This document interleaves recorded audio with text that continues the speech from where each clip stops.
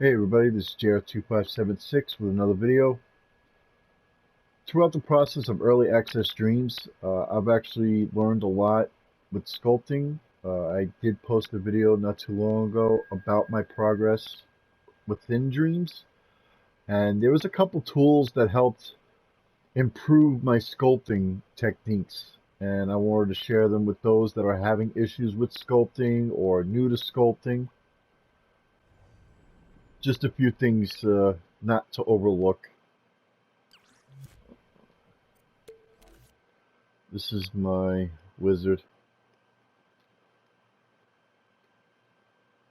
So on my wizard, my dark knight, and my scorpion, there's a couple tools that I've used that help me a lot.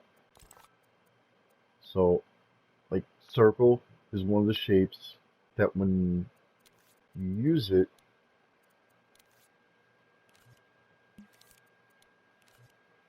you go into blend mode. These two at the end. This one is a sectional. It cuts it into sections. So half, quarter, whole. This hollows out the shape. You don't see it right now because it actually hollows out the inside. See? Just like that. Not all shapes have it. Only certain shapes do it. The square does it. The cylinder does it. The circle does it. And that is it. Those are the only three shapes that do it. This already has a circle in it. Oh, and the triangle. The wedge. The wedge does it as well. And maybe the hexagon? Alright, the hexagon does the hollowing out, just not the sectional. Alright, so I use that actually a lot on this and my Dark Knight. So the hood is a half circle, and then I just put a cone on it, and then I did one of my other favorite tools, the curve tool. Now I find it to be easier on the moves because all you do is bump the two heads of the move controllers and it looks like a cheese doodle. When you press X on either one of the move controls, you can change the ends, the tapering. So you can actually get a lot of cool stuff going on. You can get it all the way down to like a point, and then you can make like a horn. So that's pretty much what I did here, except it was the other way around. So it would be something like this. And that's how I did it right on there with the blend tool. What else is good is once you get your basic shape, like that, if I go into blend, all these arrows I can manipulate. So if I don't want it to look like that, even though I just placed it and I want to line it up just right, this is how you do it. You would do this also with the DualShock 4, same thing. These at the end will change the tapering of the ends, but I have usually issues with this. I don't know why, but like if I go to adjuster right now, it'll get bigger, and then I can't bring it back to that size. I will show you. See? And then, oh, that's actually working right now. Sometimes it doesn't work like that. Because I'm showing people now it's doing it. But I can't get it any smaller because that's like I guess the default size, so I can't make this any smaller. You can make it bigger, just not smaller. So yeah, you can actually just move all these around to however you want.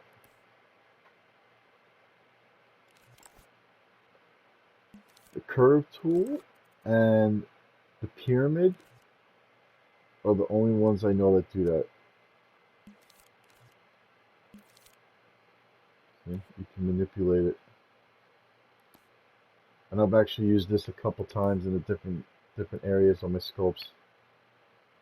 So these from those two big tools right there, the curve and this one are big.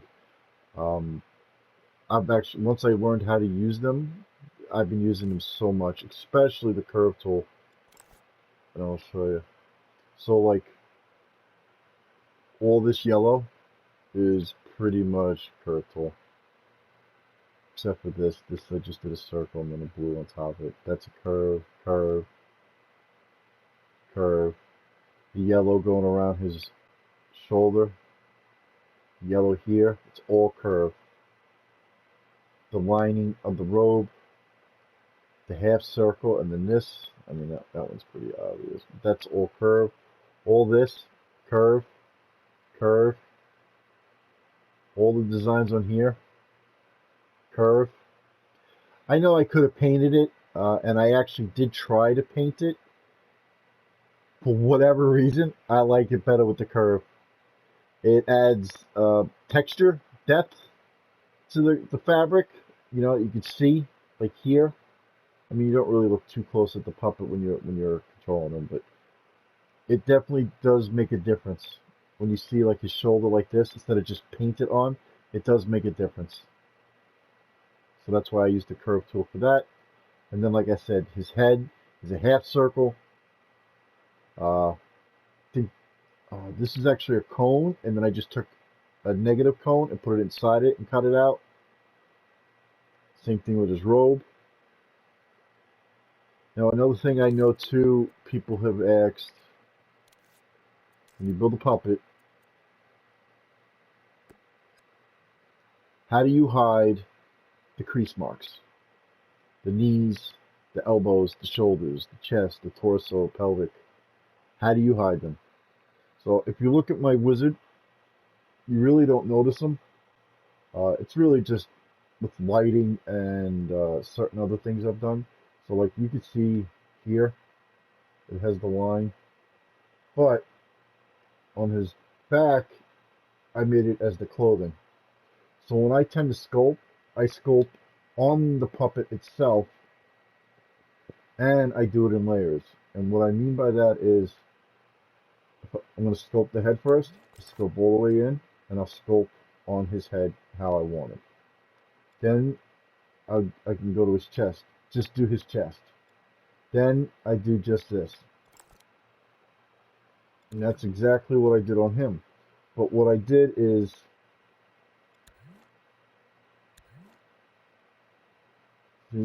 so this top part here that's highlighted with the white lines around it is actually his chest area, just his chest. So it's all sculpted to his chest. All right. This part is on his stomach area, which is here. Just on that. If you actually zoom in really good, you can actually see the crease mark right there. But because it's kind of dark there, you really don't notice it.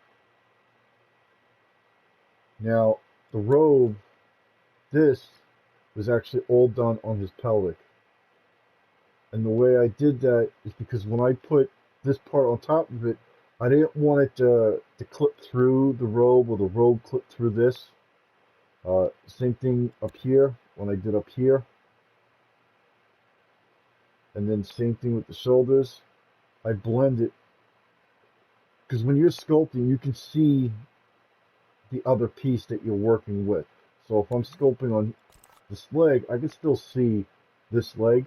So I would kind of get it as close as I can to each other. That way they would match up. And then with the effects that I was doing with the cutout shoulders, it hides it.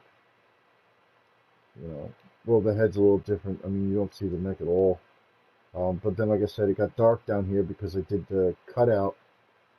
And then this is two half circles hollowed out from that tool that I was using before.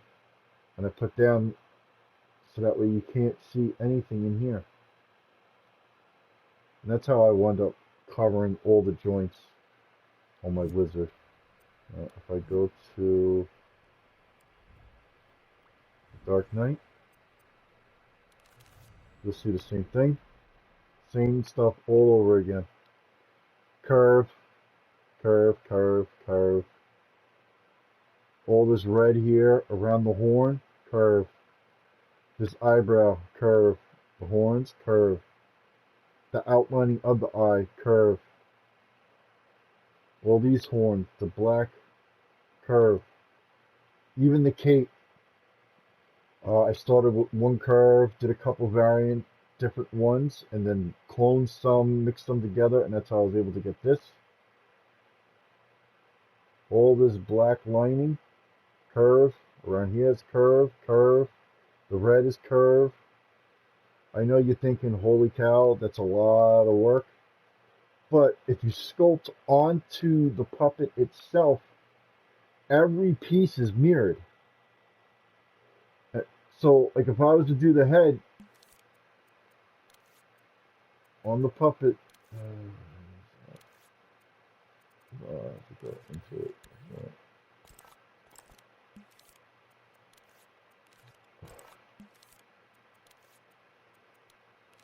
It's mirrored. So I only had to do half this, not the other half. Same thing with his chest. See, but then you can also see how I did it in layers. So this is all one layer.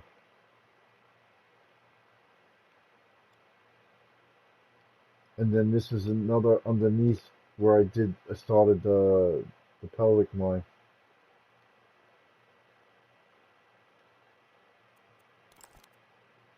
Once you do the middle, the arms mirror each other. So whatever you do on this shoulder, this arm, and this hand will appear on this shoulder, this forearm, and this hand.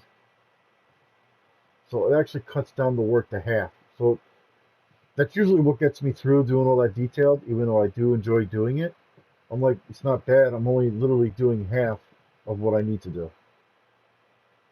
And then if you actually take a look at some of the other stuff, if you've noticed, here around his neck, the cutout tool, 2 half circles. Besides that, it was just a lot of curves. Actually, believe it or not, I think on this part, it was the cylinders hollowed out, and then I cloned them and shrunk them so they were inside each other. See? Curve. These actually, on the knuckles, they're the quarter sectionals of the circle. And that's how I was able to do that. Same thing here, quarter circle hollow. And then I added these pieces to it with blend. Same thing here, quarter circle.